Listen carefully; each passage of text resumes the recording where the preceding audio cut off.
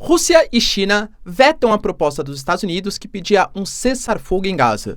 Isso não é um pouco paradoxal, sendo que os dois países aprovavam um cessar-fogo? Vamos ver quais foram as justificativas de Rússia e China para negarem esse pedido dos Estados Unidos.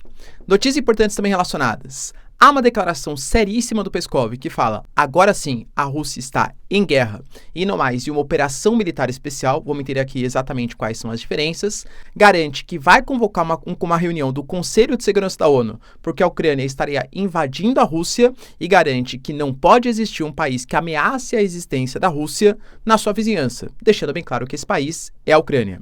A Rússia fez o maior ataque em 2024 no dia de ontem. O que está mudando na relação e que pode ser muito maléfico para os ucranianos?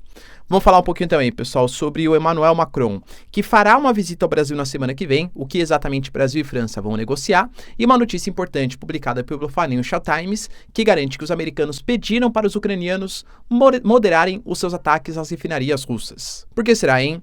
Para finalizar, pessoal, falar um pouquinho também sobre a Rússia, que bane ou considera como terror o movimento LGBTQIA+, dentro do seu país. Qual o sentido disso? Se vocês querem entender um pouco mais sobre esses assuntos, e muito mais também sobre geografia, geopolítica, atualidades, política, polêmicas, enfim, tudo para você se manter sempre bem atualizado, já se inscreve no canal, deixa seu like, compartilha esse vídeo, que eu, professor Ricardo, conto muito com a sua ajuda. Belezinha? Para quem não me segue no Instagram, @prof_Ricardo Marcílio, e caso você queira contribuir financeiramente aqui pro canal, pessoal, seja membro ou faça uma eventual contribuição via chave Pix, que você apoia demais o projeto. Se não puder, se não quiser seu like e engajamento sensacional, e caso queira ter também acesso à melhor plataforma de geografia, geopolítica, atualidades do Brasil e também de todas as ciências humanas, link na descrição. Tamo junto? Então bora lá pro vídeo, pessoal, que tem assunto bem relevante aí pra gente tratar. Como eu tinha anunciado para vocês no vídeo de ontem, o Antony Blinken estava em visita à Arábia Saudita e ele tinha anunciado que os americanos iam fazer uma nova proposta de cessar-fogo na região de Gaza. Lembrando que os Estados Unidos já vetaram mais de 3 propostas de cessar-fogo e como os Estados Unidos faz parte do Conselho de Segurança Permanente da ONU, eles têm o chamado poder de veto, ou seja, eles podem vetar algum tipo de resolução que eles não concordem, e eles vetaram as 3. Na época, eles alegaram que não dava, nenhuma das resoluções falava sobre o direito de autodefesa de Israel, lembrando que os americanos são grandes aliados dos israelenses. Mas eu diria que a pressão interna e a pressão externa em cima dos Estados Unidos e também de Israel é tamanha que o Antony Blinken e os Estados Unidos foram obrigados a fazer uma nova proposta de cessar-fogo. Tô colocando para vocês aí, quais foram os princípios colocados pelos americanos, e aí nós tivemos a votação. E de maneira surpreendente, surpreendente mais ou menos, eu tinha cantado a bola para vocês ontem, mas de maneira mais ou menos surpreendente, porque das outras vezes Rússia e China aprovaram a resolução de cessar-fogo, a gente teve Rússia e China, Argélia também votando contra e a Guiana se abstendo da votação. A Argélia, como não é um membro permanente, não tem poder de veto, então convenhamos que teria, entre aspas, menos importância. Mas agora, como China e Rússia vetaram, só precisava de um, tá? A proposta já não vai para frente. A grande questão é, mas por que eles tiveram essa mudança tão repentina de posicionamento? A Rússia deixou bem claro que a proposta dos Estados Unidos ela é incipiente, ela carece de argumentos mais contundentes, vamos colocar assim, e deixou bem claro que é uma postura vazia e que só foi feita quando mais de 30 mil já morreram. Inclusive, garantem que é só uma espécie de produto para vender para o eleitorado americano e que não fala sobre a questão em Rafah. Professor, como assim um produto para vender para o eleitorado americano? A gente já discutiu aqui algumas vezes que pro eleitorado americano democrata, islâmico, na verdade islâmico, eles são via de regra democrata. O Biden, que está no momento de ascensão nas pesquisas, precisa reconquistar o eleitorado islâmico, que é parte importante do eleitorado americano, ainda mais numa votação tão disputada como pode ser a eleição entre Biden e Trump, Então, ele fazer ou obrigar Israel, ou pelo menos colocar na ONU uma proposta de cessar fogo, mas sem comprometer também tanto assim Israel, pedindo para que não tenha uma operação em Rafah ou coisa que valha, isso, vamos colocar, comoveria a parte do eleitorado americano, que é importante para o Biden. Então, isso seria essa parte da propaganda, Já a China, pessoal, garante que foi uma proposta ambígua e desequilibrada e que, além de tudo, não pede exatamente um cessar-fogo, visto que coloca condições mínimas para um cessar-fogo, já que Estados Unidos fala que para ter o cessar-fogo teria que ter também a soltura, a libertação de reféns por parte do Hamas. Ou seja, na prática, a proposta não foi aceita. Vai lembrar, pessoal, que tudo isso não passa de um jogo geopolítico, eu sempre falo para vocês, e que mesmo que a proposta ela fosse aceita, na prática, pessoal, não muda muita coisa porque não é uma coisa vinculativa, né? Agora então, beleza, tivemos um aceite, o Conselho de Segurança da ONU definiu que vai ter que ter um cessar-fogo em Gaza. Israel vai lá e não respeita. O que vai ser feito contra Israel? Eu diria que não muita coisa. Pode sofrer retaliações, críticas internacionais, talvez até, em último caso, sanções de alguns países. Mas algum tipo de intervenção militar, tal, cara, isso com certeza não, né? A própria União Europeia, por exemplo, ontem, alguns líderes se reuniram e eles pediram uma proposta, né, que a Israel respeite o cessar-fogo e também para que não tenha operação em Rafah. Também eles não conseguiram definir exatamente o que fazer para ter um maior financiamento para a Ucrânia, uma coisa que eu discuti com vocês ontem. Porque lembra, a União Europeia está cogitando usar o lucro dos fundos congelados ou até mesmo os fundos congelados russos para apoiar a Ucrânia. Não acho que a Europa não faria isso por questões morais e éticas, porque de fato faria, mas está muito mais ligado a uma questão jurídica, a uma possível desconfiança, porque se você usar ativos russos congelados para apoiar os ucranianos sem autorização dos russos, a Rússia considera como um roubo, e mesmo que você não considere porque você considere uma pauta legítima, vai lembrar que isso poderia gerar uma insegurança jurídica muito grande para outras pessoas fazerem investimentos.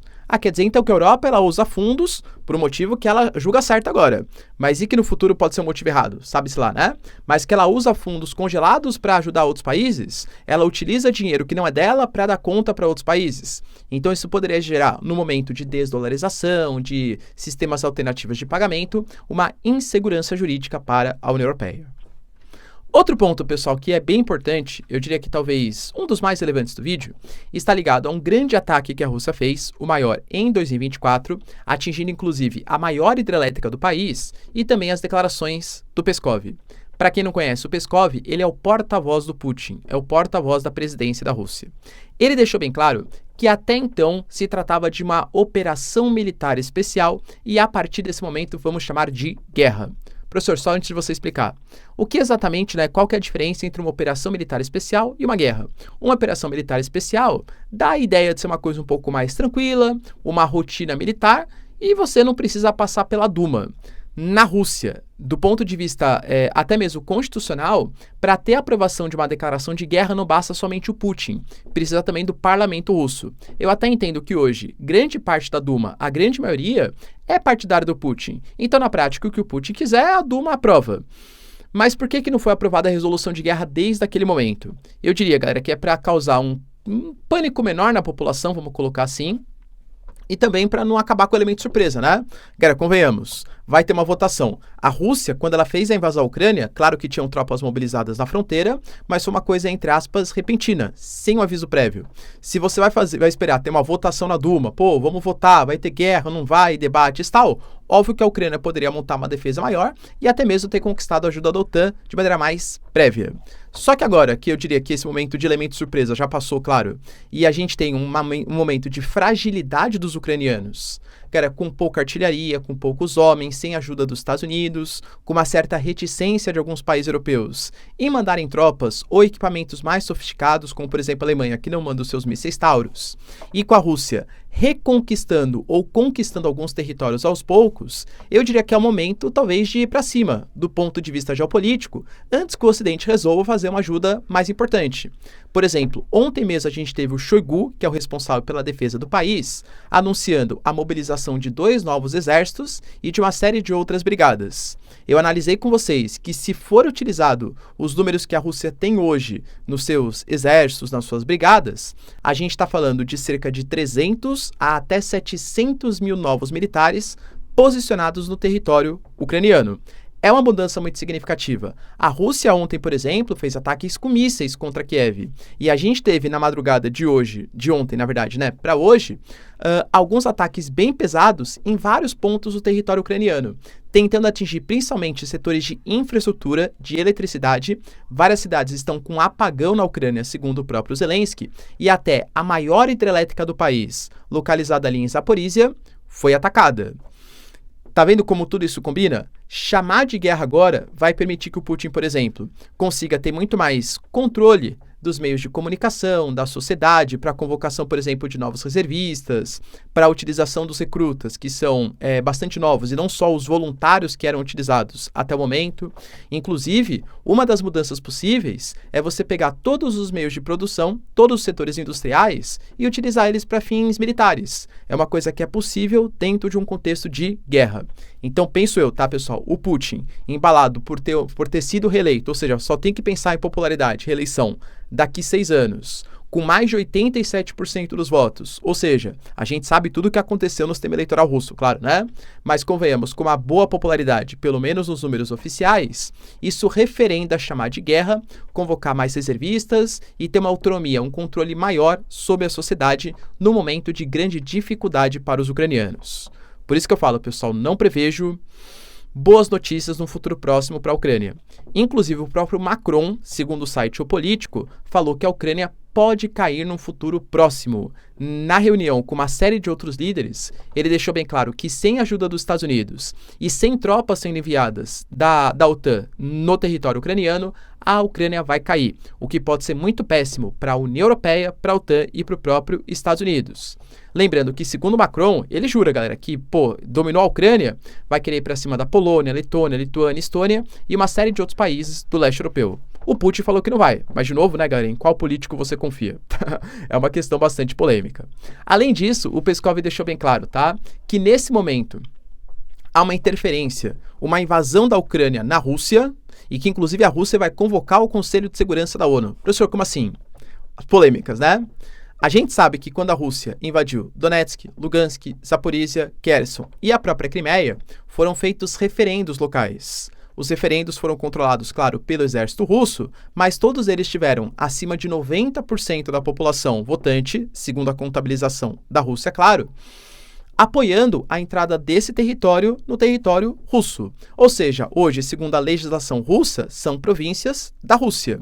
E quando ele fala que há ataques ou tentativas de incursões, invasões, a Rússia está colocando que os territórios que foram ocupados, invadidos, estão sendo invadidos ou reinvadidos, ou enfim, né? Fica meio complexo o negócio.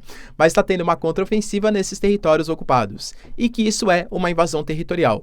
É óbvio, né, galera, que eles vão levar para o Conselho de Segurança da ONU muito mais para fazer um barulho. Olha, estão me atacando, estão me invadindo. Só que na prática ninguém reconhece, ou poucos países ocidentais reconhecem, que esses territórios invadidos, mesmo com os referendos que foram feitos, pertencem de fato à Rússia. Então não acho que isso vai de fato fazer alguma diferença, né? É muito mais propaganda política. Só que além disso, ele deixou claro, galera, que não pode permitir a existência de um Estado, que ameaça a existência da Crimeia, por exemplo, tá? O Peskov, depois de falar que essa transformação em guerra está muito associado à interferência ocidental no conflito que é cada vez maior, também deixou claro que não vai deixar existir nenhum Estado que ameace a existência da Rússia, considerando de novo que Rússia é Ucrânia, Rússia é a própria Crimeia, a Zaporizhia, Lugansk e Donetsk. E tem mais um ponto polêmico também, tá? O Zelensky, nesse momento, como está em guerra a Ucrânia, ele anunciou que não fará um processo eleitoral. Passado o momento das eleições, a Rússia já falou que vai considerar o Zelensky como um presidente ilegítimo, já que, segundo a Rússia, ele não está respeitando a Constituição ucraniana e não está convocando eleições. Tá certo que a Constituição ucraniana fala que não pode convocar eleições num período de guerra, mas é a interpretação que cada um vai ter do processo, né? Então vai ter mais uma complicação, porque a Rússia ainda vai considerar que o Zelensky é um presidente ilegítimo. Eu diria que a situação para a Ucrânia tá ficando bastante complicada. Inclusive, a gente teve uma notícia, galera, ligado também à questão ucraniana, que os Estados Unidos pediram para que os ucranianos não atacassem refinarias na Rússia. Eu já venho conversando com vocês há um tempo que na frente de batalha, a Ucrânia ela vem perdendo o conflito. Isso é óbvio, cada dia mais, né? Os russos dominam alguns vilarejos, algumas cidades, tudo tal. É um avanço lento, mas que ele vem acontecendo. Só que a Ucrânia, ela vinha conseguindo ter alguns destaques nos ataques com drones. Os drones marítimos, por exemplo, eles atacaram a frota russa do Mar Negro e, segundo a Ucrânia, afundou de 1/4 a 1/3 da frota marítima russa posicionada no Mar Negro. Quando a gente pega ataques à infraestrutura, por exemplo, principalmente de refino de petróleo, isso já vinha impactando a produção de petróleo da Rússia, tá? que é o principal produto de exportação dos russos e que garante um financiamento para uma Rússia que vai ter em 2024 agora para 2025, que era 6 a 7% do PIB sendo gasto em defesa, em que quer mobilizar mais reservistas, vai convocar 2 novos exércitos, uma série de brigadas para fazer uma invasão à Ucrânia. Ou seja, além de mostrar nesses ataques com drones, além de mostrar que a Ucrânia ainda poderia ser poderosa, ainda abala um dos principais pontos estratégicos para os russos, que é a exportação de combustíveis. Professor, e os Estados Unidos vetaram esse tipo de ação? Então, segundo o Financial Times, ouvindo alguns representantes do Conselho dos Estados Unidos, sim. E a questão é muito simples, questão econômica em período eleitoral. Galera, político é igual nos Estados Unidos, na Rússia, né? Eu diria que... Não, tá bom, tem diferenças, mas assim, é muito parecido em nível de querer voto. A gente sabe que estamos em ano eleitoral nos Estados Unidos e, por conta disso, é ideal que você não tenha uma inflação no país. Um dos principais produtos que causam inflação é justamente a energia, principalmente combustíveis fósseis, principalmente o petróleo. Se a Ucrânia continuasse atacando as refinarias da Rússia, a Rússia que é uma das grandes exportadoras mundiais, isso reduziria a oferta de petróleo, de combustíveis no mundo e elevaria o preço. Só em 2024, a gente já teve um aumento de 15% no valor dos combustíveis. Com esses ataques, poderia aumentar ainda mais. Além do que, a Rússia pode ser que não ficasse parada por conta desses ataques e atacasse outras infraestruturas também ligadas ao setor de combustível, impactando ainda mais no preço do petróleo, consequentemente no preço da energia, consequentemente na inflação e piorando o índice de popularidade do Biden. Então, segundo o Financial Times, os americanos exigiram e falaram inclusive publicamente, tá? A gente não compactua com nenhum tipo de ataque feito ao território russo. A gente não apoia e não manda esse tipo de medida para os ucranianos. A gente teve também, pessoal, a notícia que Emmanuel Macron, virá ao Brasil. Ele vai passar por aqui 3 dias e vai trazer uma comitiva de quase 170 empresários. Dentre os pontos que serão tratados, né, entre Macron e Brasil, Macron e Lula, que vai ser no último dia ali, a gente tem a ideia de uma agenda ambiental, acordos bilaterais possivelmente sendo fechados, por isso os empresários, a situação de guerra, lembrando que o Macron, ele já falou publicamente, tá, que ele considera o Brasil, que ele considera o Lula como um bom mediador do conflito entre norte geográfico e sul geográfico, ou seja, entre países subdesenvolvidos e emergentes e países desenvolvidos. Então, talvez ouvir a posição brasileira ou exigir que o Brasil tome algum tipo de ação na guerra entre Rússia e Ucrânia poderia ser uma boa pedida nesse momento em que a Rússia deve crescer nas próximas semanas contra os ucranianos e também vai explicar a sua posição no acordo Mercosul-União Europeia. Lembrando que o Macron, ele já falou que o acordo Mercosul-União Europeia é um acordo mal remendado e atrasado, é um acordo que foi criado lá em 1999, até hoje não foi assinado, e segundo ele, muito por conta das pautas ambientais, porque não fala muito sobre desmatamento e etc, né? Então ele vai ter que, não é que vai renegociar, tá? Negociação não vai acontecer, o Macron já deixou claro que ele é contra. E para esse acordo ser fechado, tem que ter uma unanimidade entre os países da União Europeia. Mas ele vai explicar para o governo brasileiro exatamente porque ele é contra e vai falar um pouquinho também da relação com a União Europeia na regulamentação das plataformas sociais, das redes sociais, que é uma coisa mais avançada na União Europeia, e também na inteligência artificial. Lembrando que a União Europeia, há poucos dias atrás, votou uma proposta de regulação da forma de utilização das inteligências artificiais. Portanto, pessoal, acho que é um ponto de aproximação, né? Mas não acho também que vai ter uma grande revolução, principalmente no acordo Mercosul-União Europeia. E para finalizar, pessoal, uma notícia triste para quem respeita, né, o direito aí das minorias. A gente teve uma proposta, lembrando que a Rússia faz uma série de perseguições a esses grupos sociais minoritários, alegando que eles são a representação da decadência moral do Ocidente, inclusive o movimento LGBTQIA+. Já tivemos aprovações de leis no passado aí, colocando, galera, aqui, por exemplo, produções culturais, filmes, músicas, Tudo isso deveria passar por um filtro da Rússia, materiais que vêm do Ocidente, porque materiais do Ocidente eles vêm contaminados de ideologia woke, inclusive incentivando o movimento, segundo a Rússia, claro, né, LGBTQIA+, no país, e isso não pode acontecer. É uma representação da decadência moral. Isso é uma coisa que o Putin fala bastante, esse mais conservadorismo, né, esse setor mais conservador dentro da sociedade russa.